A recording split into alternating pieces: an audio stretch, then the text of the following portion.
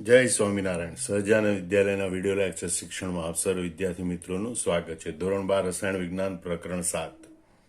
આજના લેક્ચરમાં આપણે ફોસ્ફરસ પેન્ટાક્લોરાઇડ એની બનાવટ, એનો ગુણધર્મ અને એના બંધારણ વિશે ભણીશું. તો સૌ પ્રથમ આપણે જોઈએ એની બનાવટ. તો કેવી રીતે ફોસ્ફરસ પેન્ટાક્લોરાઇડ બનાવવામાં આવે? તો કે સફેદ ફોસ્ફરસ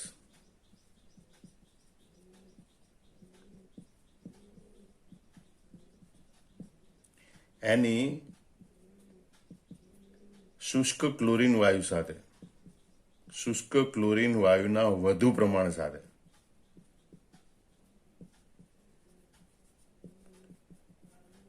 તો આપણને ફોસ્ફરસ પેન્ટાક્લોરાઇડ મળે. મર્યાદિત પ્રમાણ સાથે પ્રક્રિયા કરો તો ફોસ્ફરસ ટ્રાયક્લોરાઇડ મળે.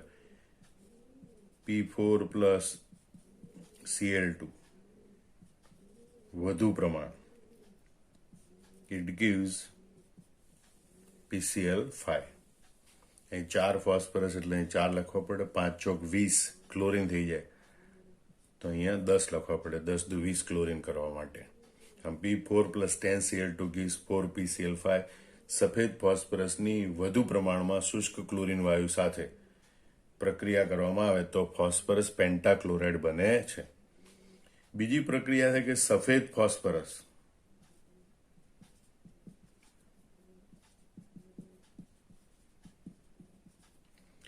એની સલ્ફ્યુરાઇલ ક્લોરાઇડ સાથે,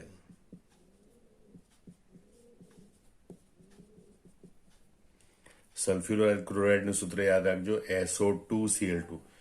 આપણે જો થાયોનિલ ક્લોરાઇડ સાથે પ્રક્રિયા કરી હતી, SOCl2 એ થાયોનિલ ક્લોરાઇડ કહેવાય, જ્યારે સલ્ફ્યુરાઇલ ક્લોરાઇડ એટલે SO2Cl2. મતલબ PCl3 મેળવવું હોય તો થાયોનિલ ક્લોરાઇડ સાથે પ્રક્રિયા કરવાની, અને PCl5 ફોસ્ફરસ પેન્ટાક્લોરાઇડ મેળવવું હોય તો SO2Cl2 એટલે કે સલ્ફ્યુરાઇલ ક્લોરાઇડ સાથે પ્રક્રિયા કરવાની. તો સફેદ ફોસ્ફરસ છે એની સલ્ફ્યુરાઇલ ક્લોરાઇડ SO2Cl2 સાથે પ્રક્રિયા કરવામાં આવે તો ફોસ્ફરસ પેન્ટાક્લોરાઇડ બને પ્લસ SO2 સલ્ફર ડાયોક્સાઇડ બને. તો અહીંયા 4 ફોસ્ફરસ એટલે 4 લખવા પડે. 4 પંચા 20 ક્લોરીન થાય તો 2 ને 10 વડે ગુણવાથી 20 ક્લોરીન થાય. 10 SO2 બને એટલે અહીં 10 લખવા પડે.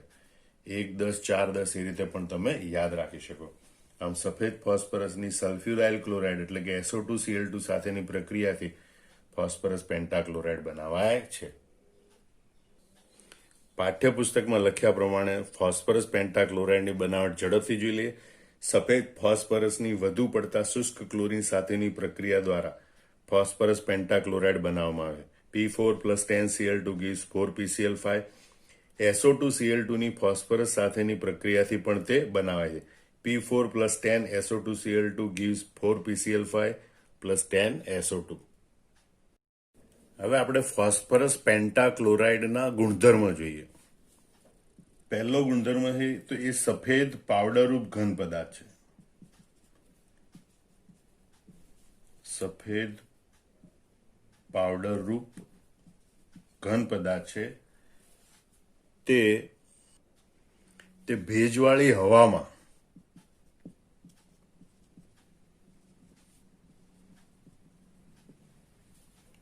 POCl3માં પ્રથમ એ POCl3માં જળ વિભાજન પામે અને પછી તે ફોસ્ફોરિક એસિડમાં રૂપાંતર પામે.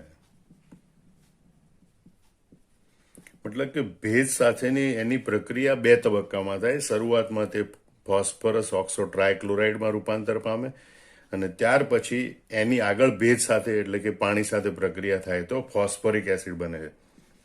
મતલબ કે PCl5 એ પ્રથમ ભેજ સાથે પ્રક્રિયા બને H2O, તો આ 2 H છે એ ક્લોરીન સાથે જોડાય અને 2HCl બનાવે,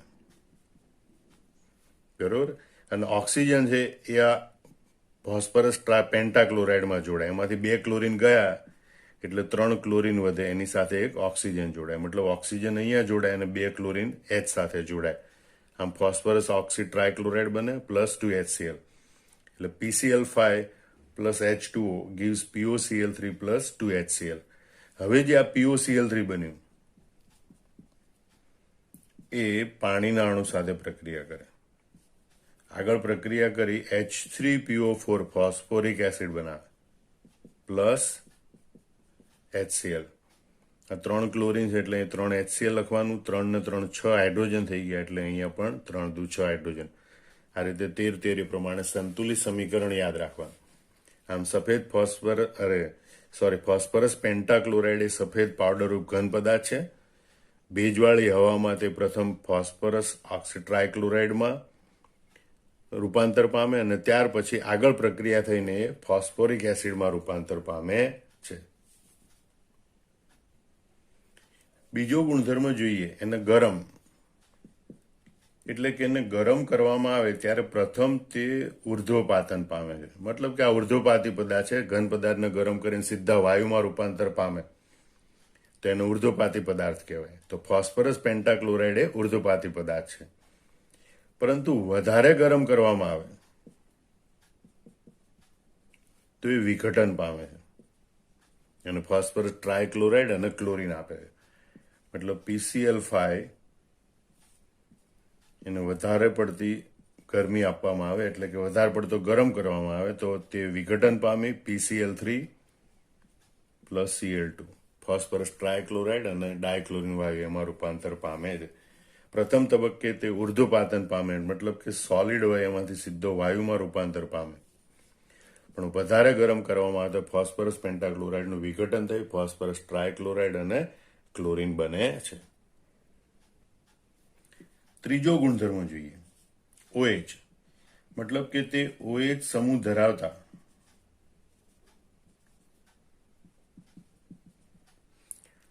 કાર્બનિક સંયોજનો સાથે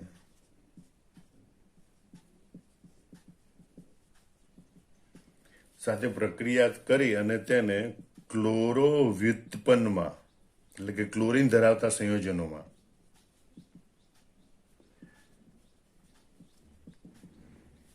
એ પરિવર્તિત કરે છે. એટલે OH સમૂહ ધરાવતા કાર્બનિક સંયોજનોની ફોસ્ફરસ પેન્ટાક્લોરાઇડ સાથે પ્રક્રિયા કરવામાં આવે તો એ ક્લોરોવ્યુત્પન્ન બનાવે છે. દાખલા તરીકે જોઈએ આપણે C2H5OH plus PCl5 it gives. પછી આમ ધ્યાન રાખજો, ફોસ્ફરસ પેન્ટાક્લોરાઇડ એમ કે 2 ક્લોરીન લઈ જાઓ અને 1 ઓક્સિજન દઈ જાઓ તો 1 ક્લોરીન છે એ આ C2H5 સાથે જોડાય એટલે C2H5Cl ક્લોરોઇથેન જે ક્લોરીનનો વ્યુત્પન્ન બને, પ્લસ બીજો ક્લોરીન છે H સાથે જોડાય એટલે HCl બને અને ઓક્સિજન પોતે લઈ લે. 2 ક્લોરીન ગયા ને 1 ઓક્સિજન આવ્યો એટલે બને POCl3. તો આ રીતે પ્રક્રિયા થાય. C2H5OH plus PCl5 gives C2H5Cl plus POCl3 plus HCl. OH સમૂહ ધરાવતા કાર્બોક્સિલિક એસિડ સંયોજનો પણ હોય. દાખલા તરીકે Ca3COOH plus PCl5 it gives. ફરીથી સમજો, 2 ક્લોરીન લઈ જાઓ, 1 ઓક્સિજન દઈ જાઓ. 1 ક્લોરીન આ Ca3CO સાથે જોડાય,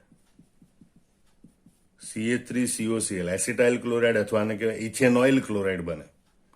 બીજો ક્લોરીન H સાથે જોડાય એટલે HCl બને. 2 ક્લોરીન ગયા ને 1 ઓક્સિજન આમાંથી આવે એટલે બને POCl3. અને આ રીતે એસિટાઇલ ક્લોરાઇડ બને છે.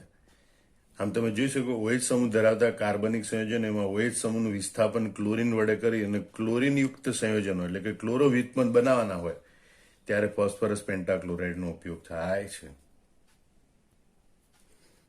ચોથો ગુણધર્મ છે ધાતુઓ, એટલે કે કેટલીક ધાતુઓની ફોસ્ફરસ પેન્ટાક્લોરાઇડ સાથે પ્રક્રિયા કરવામાં આવે તો અનુવર્તી ધાતુ ક્લોરાઇડ સંયોજનો મળે છે. કેટલીક ધાતુઓ એની ફોસ્ફરસ પેન્ટાક્લોરાઇડ સાથે પ્રક્રિયા કરવાથી અનુવર્તી ધાતુ ક્લોરાઇડ સંયોજનો મળે છે. ખાસ કરીને એને ધાતુ સાથે ગરમ કરવી પડે. દાખલા કે સિલ્વર ધાતુ Ag plus PCl5 it gives AgCl plus PCl3 અને એ દરમિયાન ફોસ્ફરસ પેન્ટાક્લોરાઇડ છે ફોસ્ફરસ ટ્રાયક્લોરાઇડમાં રૂપાંતર પામે છે. મતલબ અહીં 3 ક્લોરીન છે, 1 ક્લોરીન અહીંયા છે, 2 ખૂટે છે એટલે 2 લખો તો 2Ag છે તો અહીંયા 2 લખવાનું. 21 આ પ્રમાણે આ સમીકરણ યાદ રાખવાનું. બીજું ઉદાહરણ જોઈએ આપણે tin SN plus PCl5. It gives SnCl4 plus PCl3. Tin સાથે ટીન ટેટ્રાક્લોરાઇડ બનાવે છે, બરોબર. અને આ સમીકરણ સંતુલિત કરવા માટે યાદ રાખજો 12 બરોબર. એટલે સમીકરણમાં 5 દુ 10 ક્લોરીન છે, તો 4 અને 3 દુ 6 ક્લોરીન થઈ જાય, માટે એ તમારે યાદ રાખવાનું 12. તો આમ કેટલીક ધાતુ સાથે ફોસ્ફરસ પેન્ટાક્લોરાઇડ પ્રક્રિયા કરે તો અનુવર્તી ધાતુ ક્લોરાઇડ સંયોજનો મળે છે. 2Ag plus PCl5 gives 2AgCl plus PCl3. SN plus 2PCl5 gives SnCl4 plus 2PCl3. પાઠ્યપુસ્તકમાં આ પાંચમું એ ગુણધર્મની સાથે જ આપેલું છે, પણ એ હકીકતમાં એનો ઉપયોગ કહેવાય, જે આપણે ત્રીજો ગુણધર્મ ભણી ગયા OH સમૂહ સાથે. એટલે એમ કહેવાય કે ભાઈ PCl5 એ કેટલાક ખાસ એટલે કાર્બનિક સંયોજનો, કેટલાક કાર્બનિક સંયોજનોના સંશ્લેષણમાં ઉપયોગી. દાખલા તરીકે CH3COCl, CH3CH2Cl એટલે કે એસિટાઇલ ક્લોરાઇડ, ઇથાઇલ ક્લોરાઇડ વગેરે જેવા કાર્બનિક સંયોજનો છે એના સંશ્લેષણમાં તે ઉપયોગી છે. હવે આપણે ફોસ્ફરસ પેન્ટાક્લોરાઇડનું બંધારણ જોઈએ. વાયુ અને પ્રવાહી અવસ્થામાં તે આકૃતિમાં દર્શાવ્યા મુજબ ત્રિકોણીય દ્વિપિરામિડલ બંધારણ ધરાવે છે. એટલે કે એમાં 3 બંધ એક જ સમતલમાં ત્રિકોણી આકારમાં ગોઠવાયેલા હોય અને એક બંધ સમતલની ઉપર અને નીચે ગોઠવાયેલા હોય. આવું ત્રિકોણીય દ્વિપિરામિડલ બંધારણ ધરાવે છે. એ પૈકી 3 બંધ જે એક જ સમતલમાં આવેલા છે એને વિષુવવૃત્તિ બંધ અથવા નિરક્ષીય PCl બંધ કહેવામાં આવે. આ 3 નિરક્ષીય PCl બંધો સમતુલ્ય હોય છે, એટલે કે દરેક બંધની બંધ લંબાઈ એક સરખી હોય છે, જે 202 પિકોમીટર હોય છે.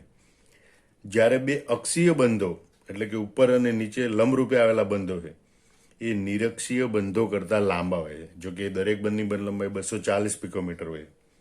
આમ થવાનું કારણ એ છે કે નિરક્ષીય બંધ યુગ્મો એના કરતાં અક્ષીય બંધ યુગ્મો છે એ વધુ અપાકર્ષણ અનુભવે છે. અહીંયા જે નિરક્ષીય બંધ યુગ્મો છે એ 120 અંશના ખૂણે હોય, એટલે કે શક્ય એટલા દૂર છે, માટે એમની વચ્ચે અપાકર્ષણ ઓછું હોય, એટલે બંધ લંબાઈ ટૂંકી હોય. જ્યારે આ દરેક Cl બંધ છે એ આ દરેક PCl બંધ સાથે 90 અંશના ખૂણે હોય, એટલે પ્રમાણમાં નજીક હોય. એટલે આ સમતલીય PCl સાથે અક્ષીય PCl બંધો વધુ અપાકર્ષણ અનુભવે, મતલબ આ ક્લોરીન છે થોડા પ્રમાણમાં વધુ દૂર ગોઠવાય છે, અને માટે આ નિરક્ષીય બંધોની બંધ લંબાઈ કરતાં આ અક્ષીય બંધો છે એની બંધ લંબાઈ પ્રમાણમાં વધારે હોય છે.